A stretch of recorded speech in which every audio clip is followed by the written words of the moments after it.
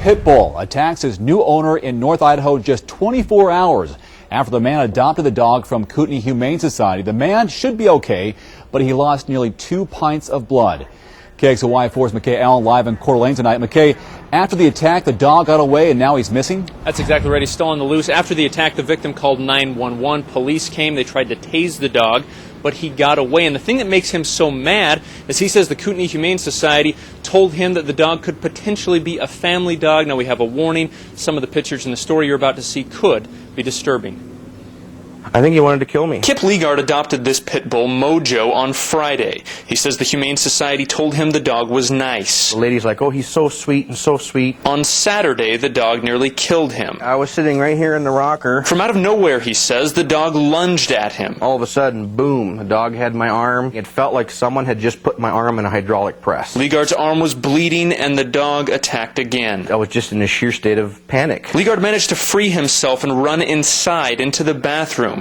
Blood continued to spurt from an artery in his arm. I had blood everywhere in here. It was all over. And as I sat here, the blood was about halfway up the sink here. It just filled the whole thing full. He called 911 and waited until the dog went downstairs before he bolted from his house into a waiting ambulance. And then the dog followed me down to the ambulance, and the paramedics are like, run, run, run. Now as his wounds heal, Leegard still can't believe what happened, and he can't believe the Kootenai Humane Society let someone adopt that dog just 24 hours before it attacked. And I think they should do way more assessment on the animal's behavior before they adopt it out. The behavior assessment itself is about 15 pages long. Eric Hess is the behavioral specialist for the Kootenai Humane Society. He assessed Mojo. And how did Mojo do? He passed. Before any dog goes out, Hess analyzes the dog. How do they act when they're fed, when they're played with, walked? How do they react to children, to strangers?